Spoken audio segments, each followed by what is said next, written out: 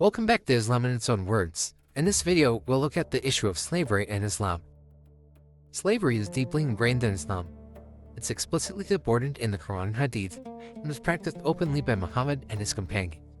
This included economic slavery prevalent in daily life, the practice of keeping female concubines in addition to a man's 4 wives, and as war booty gained from conquest and jihad. This explicit approval of slavery contributed to the most widespread and longest-lasting practice of slavery by any group in the world, spanning 14 centuries and extending for thousands of miles. The practice even persists to this day in several Muslim countries, with active slave markets such as in Niger and Mauritania, despite not being officially permitted by the government. Slaves were considered as distinct from other kinds of people. For instance, Quran 2:178. O believers! The law of retaliation is set for you in cases of murder.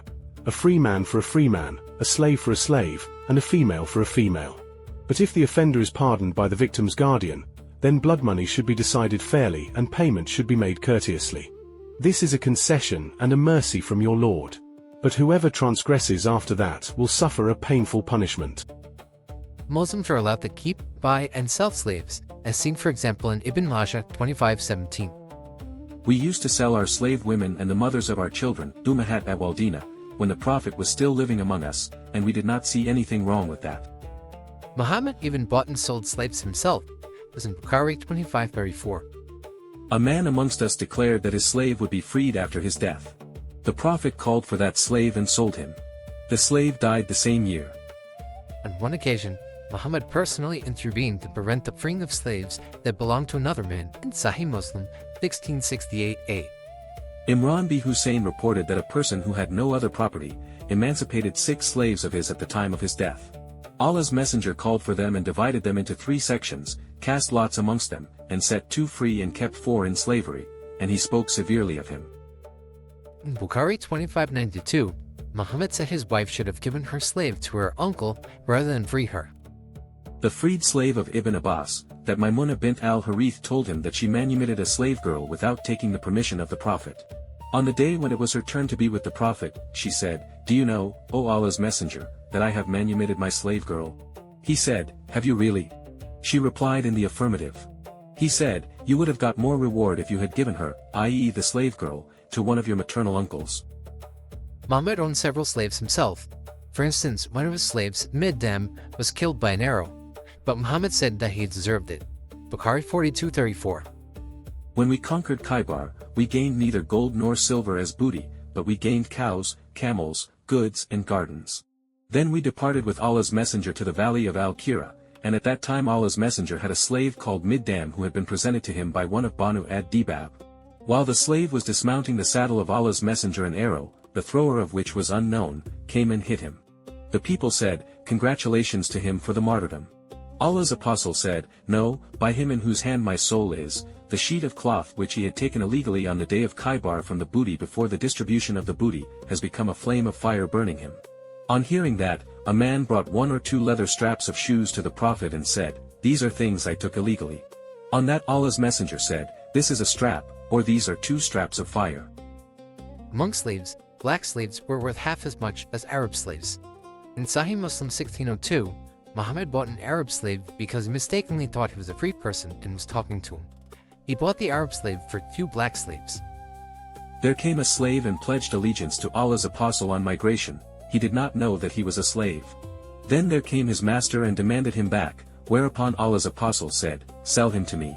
And he bought him for 2 black slaves, and he did not afterwards take allegiance from anyone until he had asked him whether he was a slave or a free man. Muhammad owned several black slaves. One of them was a man named Anjasha, who was mentioned in Bukhari 61:61. Allah's messenger was on a journey and he had a black slave called Anjasha, and he was driving the camels very fast, and there were women riding on those camels. Allah's messenger said, "Wayhaka, may Allah be merciful to you, O Anjasha. Drive slowly the camels with the glass vessels, women." Muhammad had another black slave in his house, as mentioned in Bukhari 72:63. I came, and behold, Allah's messenger was staying on a mashroba, attic room, and a black slave of Allah's messenger was at the top of its stairs. I said to him, "Tell the Prophet that here is Umar bin al-Khattab asking for permission to enter." Then he admitted me. Muhammad made fun of a black Ethiopian slave in Bukhari 71:42. Allah's messenger said, "You should listen to and obey your ruler, even if he was an Ethiopian black slave, whose head looks like a raisin." Muhammad did not repudiate beating slaves. In one account in Abu Dawud 18:18, Muhammad smiled as a companion Abu Bakr beat his slave. We came out for performing Hajj along with the messenger of Allah. When we reached Al-Araj, the messenger of Allah alighted and we also alighted. Aisha sat beside the messenger of Allah and I sat beside my father Abu Bakr. The equipment and personal effects of Abu Bakr and of the messenger of Allah were placed with Abu Bakr's slave on a camel. Abu Bakr was sitting and waiting for his arrival. He arrived but he had no camel with him. He asked, "Where is your camel?" He replied, "I lost it last night." Abu Bakr said, "There was only one camel, even that you have lost." He then began to beat him while the messenger of Allah was smiling and saying, "Look at this man who is in a sacred state putting on ihram, what is he doing?" Ibn Abu Rizma said, "The messenger of Allah spoke nothing except the words, 'Look at this man who is in a sacred state wearing ihram, what is he doing?' He was smiling when he uttered these words." Slavery was so ingrained in Arabian culture that they were even sold at the mosque. Bukhari 987. On the days of Mina, 11th, 12th, and 13th of Dhul Hijjah, Abu Bakr came to her while two young girls were beating the tambourine, and the Prophet was lying covered with his clothes. Abu Bakr scolded them, and the Prophet uncovered his face and said to Abu Bakr, "Leave them, for these days are the days of Eid, and the days of Mina." Aisha further said, "Once the Prophet was screening me and I was watching the display of black slaves in the mosque, and Umar scolded them. The Prophet said, 'Leave them, O Bani Arfida. Carry on, you are safe, protected.'" Islamic practice even includes chattel slavery, which means that not only are slaves considered property, but also that their children become the property of their master. A recent example of slavery in the modern world involves the story of a family of bricklayers from Pakistan who had been subjected to generations of slavery, until an American Christian missionary paid off their debt. But slaves were not just for work in Islam. The Quran and Hadith explicitly promote the keeping of concubines in addition to wives, and fighters could take sex slaves as part of the spoils of jihad. Note that the phrase, "who their right hand possesses," refers to slaves. Muslim men are allowed to keep sex slaves in addition to their 4 wives. Chapter 4 verse 3 explains, And if you fear that you will not deal justly with the orphan girls, then marry those that please you of other women, 2 or 3 or 4. But if you fear that you will not be just, then marry only one or those your right hands possess, i.e. slaves. That is more suitable that you may not incline to injustice. and Quran 23 verses 1-6. Certainly will the believers have succeeded, they, who are during their prayer humbly intent, and they, who turn away from ill speech, and they who are observant of zakat, and they, who guard their private parts, except from their wives or those their right hands possess, for indeed, they will not be blamed. Muhammad, the example for mankind, also got to do this in addition to his 11 wives. Quran 33:50 provides the details. O Prophet, indeed we have made lawful to you your wives to whom you have given their due compensation, and those your right hand possesses from what Allah has returned to you of captives, and the daughters of your paternal uncles and the daughters of your paternal aunts, and the daughters of your maternal uncles and the daughters of your maternal aunts who emigrated with you, and a believing woman if she gives herself to the Prophet and if the Prophet wishes to marry her.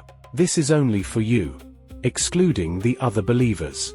We certainly know what we have made obligatory upon them concerning their wives and those their right hands possess, but this is for you in order that there will be upon you no discomfort, i.e. difficulty. And ever is Allah forgiving and merciful. This sounded great for men, but wives were not always happy with the arrangement. In one account, Muhammad's wife Hafsa got mad that he was caught in her bed with his slave Mary the Copt. In Aside 39:59.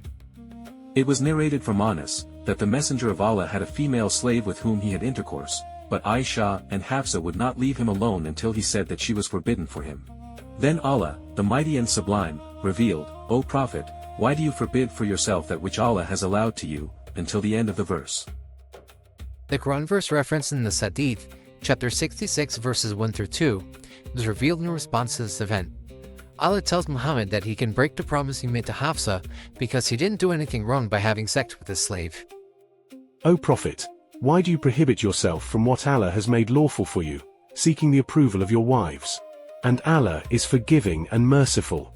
Allah has already ordained for you Muslims the dissolution of your oaths. And Allah is your protector, and He is the knowing, the wise. The context for this verse is provided in a tafsir by Jalalain. O Prophet, why do you prohibit what God has made lawful for you in terms of your Coptic handmaiden Maria? When he lay with her in the house of Hafsa, who had been away but who upon returning and finding out, became upset by the fact that this had taken place in her own house and on her own bed, by saying, "She is unlawful for me," seeking by making her unlawful for you to please your wives. And God is forgiving, merciful, having forgiven you this prohibition. The issue of sex with slaves also relates to women captured as spoils of war. Muslim men fighting a jihad were initially concerned that having sex with these captives would be considered adultery. Again, Muhammad got a revelation just in time. The hadith in Bukhari 46:15 explains. We used to participate in the holy wars carried on by the Prophet, and we had no women, wives, with us. So we said, shall we castrate ourselves? But the Prophet forbade us to do that, and thenceforth he allowed us to marry a woman temporarily by giving her even a garment, and then he recited, O you who believe! Do not make unlawful the good things which Allah has made lawful for you. On another occasion, some fighters were conflicted about having sex with captives because they might impregnate them and thus couldn't sell them. Muhammad says not to worry because anyone destined to be born would be born anyway. Sahih Muslim 1438a. O Abu Sa'id, did you hear Allah's messenger mentioning Al-Azal? He said, yes, and added, we went out with Allah's messenger on the expedition to the Bi'al Mustalik and took captive some excellent Arab women, and we desired them, for we were suffering from the absence of our wives, but at the same time we also desired ransom for them. So we decided to have sexual intercourse with them, but by observing Azal, withdrawing the male sexual organ before emission of semen to avoid conception. But we said, we are doing an act, whereas Allah's messenger is amongst us, why not ask him? So we asked Allah's messenger, and he said, it does not matter if you do not do it, for every soul that is to be born up to the day of resurrection will be born. Where Muhammad's own wife Safiya was initially a sex slave captured after the famous raid at Khaybar. Bukhari 51:59. The Prophet stayed for 3 days at a place between Khaybar and Medina, and there he consummated his marriage with Safiya bint Huyay. I invited the Muslims to a banquet which included neither meat nor bread.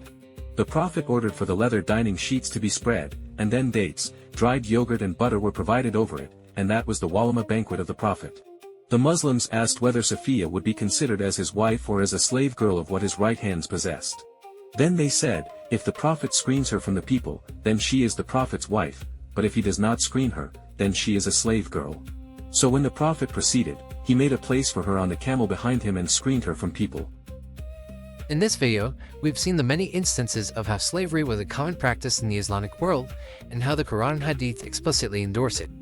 Slaves were considered inferior as humans, were bought and sold as property, and were valued among other things based on their race.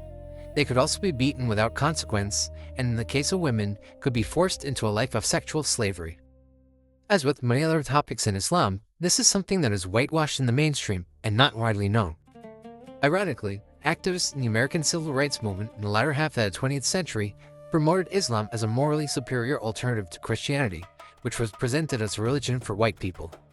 The boxer Cassius Clay, who was actually named after a prominent Southern abolitionist, famously changed his name to Muhammad Ali, someone who was actually a prolific slave owner and warlord from 7th century Arabia, who inspired the most extensive slave trade in world history that encompassed all of northern Africa.